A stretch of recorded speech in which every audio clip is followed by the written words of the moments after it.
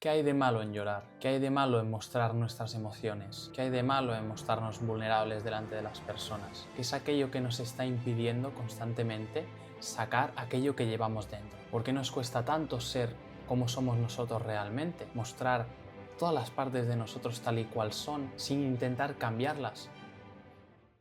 Hoy en este vídeo me gustaría compartir varios aspectos que he aprendido hoy, varios darse cuenta que he tenido en mi formación, en la formación que yo estoy haciendo, no impartiendo, sino haciendo, que se llama Formación en Terapia Gestal. Es una formación de 3 años en las que te forman para ser terapeuta. No es un terapeuta psicólogo, pero sí es otro tipo de terapeuta, ¿no? Y hoy para mí ha sido muy revelador.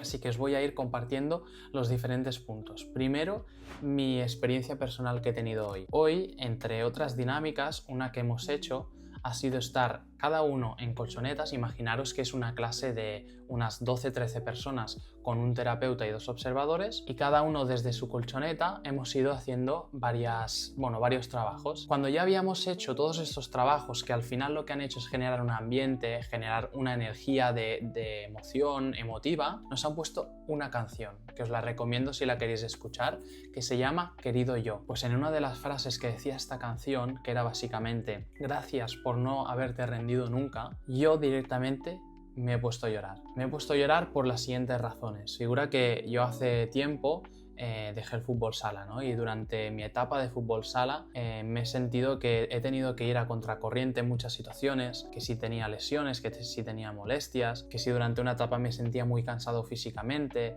Es como que tenía muchas adversidades, ¿no? Y no entendía muchas de las cosas que me pasaban, me sentía solo. Pues a veces no te sientes parte de algún grupo y te sientes como poco incluido, ¿no? Y todas esas cosas que me han ido pasando y cómo yo, gracias a mi resiliencia, he podido irlas superando y aprendiendo, que doy gracias a eso, pues soy la persona que soy y estoy aquí, ¿no? Pero al ponerlo, me he puesto a llorar, me han salido las lágrimas. Este es el primer punto, como transmitiros mi experiencia de decir, ostras, pues me he permitido llorar con la clase, aunque me viese gente, aunque a lo mejor las personas opinaran cosas de mí, a lo mejor se han llevado una idea equivocada de mí. Bueno, lo que sea que te puede pasar por la cabeza cuando alguien llora, pues ante eso yo he llorado y me he permitido dejar esa emoción. Y aquí es donde voy al siguiente punto, las diferentes creencias que nosotros podemos tener que nos impiden cerrar el ciclo de la necesidad de llorar. Es decir, en la teoría que estamos dando, tratamos el ciclo de necesidades, que es básicamente un recorrido que sigue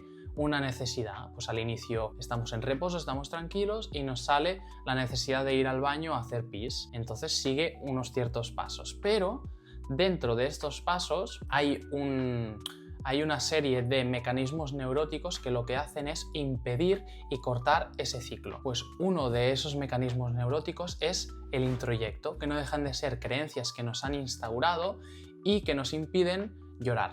1. Un hombre no llora. 2. ¿Qué pensarán de mí si lloro? 3. Que es la desvalorización, ¿no? Ostras, no es tan importante lo que me está pasando, así que no debo llorar, que hay gente que está peor. Debo ser fuerte. Esta es muy curiosa porque lo que estamos haciendo es confundiendo el ser fuerte al ser vulnerable. Es decir, ¿una persona fuerte es aquella que no llora? Os pregunto.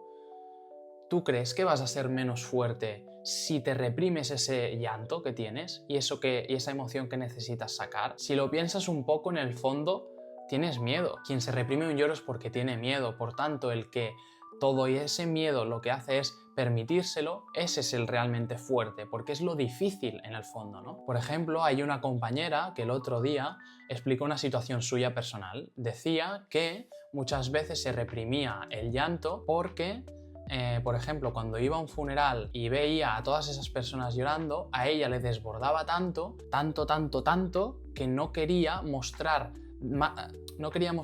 tantas lágrimas o más lágrimas que la persona que era la primera afectada, ¿no? Pues porque a lo mejor las personas deberían pensar que te has pensado, que no estás respetando el ambiente, que qué respeto hacia esa persona, pero en el fondo el simple hecho de tú permitirte llorar delante de las personas, que esas personas te vean, ya puede ser muy impactador e inspirador para ellas, porque ver a alguien que llora y se permite llorar no es lo normal, no es lo que acostumbramos a hacer, nosotros reprimimos. Entonces ver cómo alguien se lo está permitiendo es como te deja pensando e incluso puedes ir recordando otras situaciones en las que no te has permitido llorar y cómo te hubieses sentido si tú hubieses llorado, ¿no? Así que no reprimáis ese lloro porque puede ser muy inspirador. El primer punto era básicamente mi experiencia personal y las diferentes creencias que hay que nos impiden llorar.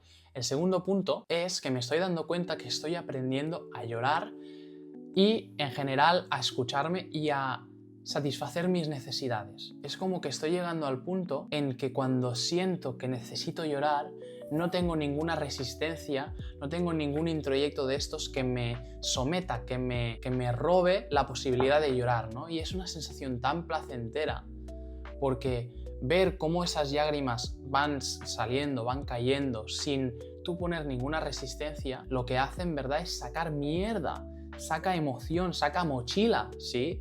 Entonces, cuando tú acabas de llorar, tienes una sensación de que te has quitado peso. Y lo que me pasa es que en vez de quedarme en el bucle y decir, ostras, ahora lo que deben pensar, hostia, madre mía, he llorado por primera vez en este grupo, ay, que mi padre me decía que no podía llorar porque llorar no es de hombres, ay, es que no voy a ser fuerte. No, cuando has aprendido a llorar, no te quedas ahí y simplemente dejas que pase y que la emoción siga su trayecto y que luego termine. Y lo que me pasa cuando lloro es que luego tengo ganas de reír, estoy alegre, porque te has quitado un peso. Otra situación que me ha pasado en una dinámica era básicamente que estábamos todos en el colchón, como había dicho previamente, y teníamos que pensar y recordar alguna situación en la que habíamos dicho que sí cuando realmente queríamos decir que no, o a la inversa. Y básicamente era tú escuchándote a ti y viendo la necesidad que tú tenías, si querías podías ir al colchón de otro y explicarle esa situación,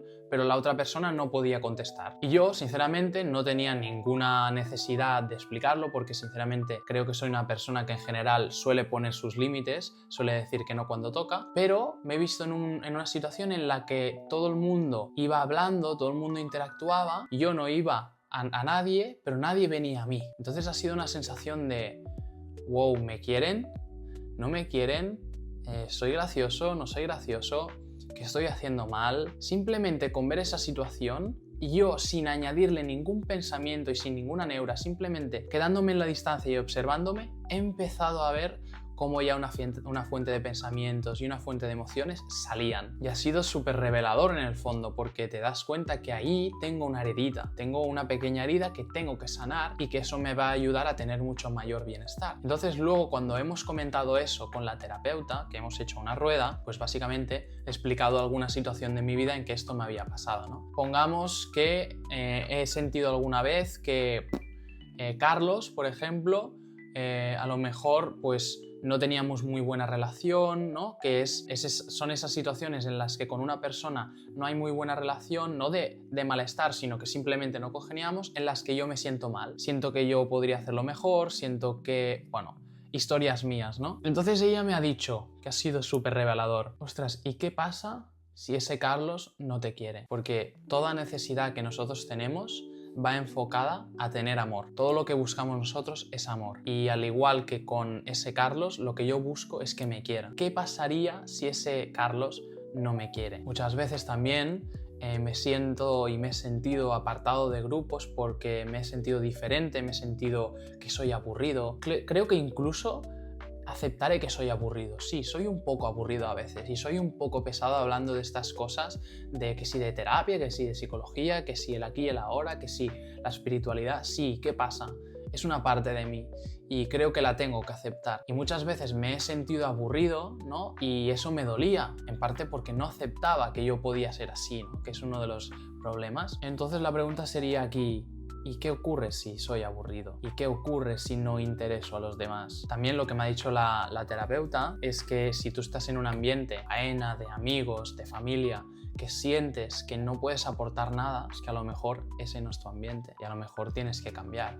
Y a lo mejor tienes que decir basta, y a lo mejor tienes que irte, y a lo mejor tienes que poner un límite, y a lo mejor tienes que encontrar otras personas que te valoren. Pero sobre todo, valórate a ti, porque aquí ya pasamos al siguiente punto, a la siguiente reflexión que me ha sido muy reveladora también, y es lo siguiente, es una frase. Cuando dices un no afuera, dices un sí adentro. Es decir, cuando tú dices que no a aquello que realmente no quieres, lo que estás haciendo es priorizarte, decirte un sí a ti, decir un sí al Pau, al yo, a yo me priorizo, yo me quiero o prefiero quererme a mí antes de que me quieran los demás. Y aquí es donde voy, es mucho más importante que tú te quieras que a los demás te quieran a ti. Y también me he dado cuenta que ha sido en el punto en el que he empezado a llorar de la canción, que ha sido muy claro, porque tú mentalmente puedes saber algo, tú puedes decir, ah, sí, pues mira, tienes que valorarte y no tienes que autoexigirte, pero es que hoy ha sido como un, ostras, realmente no me trato bien a veces, tío. Me doy cuenta que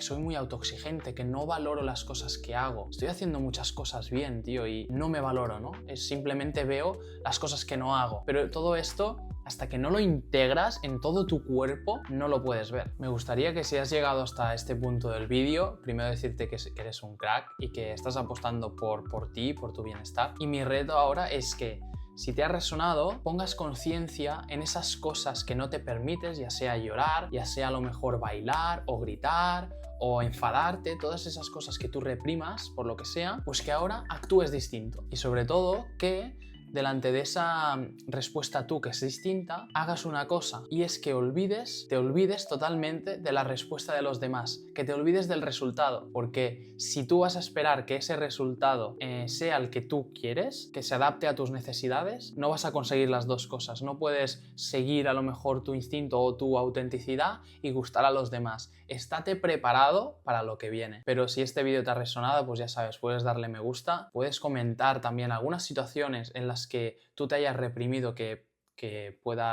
quieras comentar, y ya sabes, puedes seguirme, ver mi contenido en YouTube, y en la descripción tienes mis redes. Nos vemos, un beso.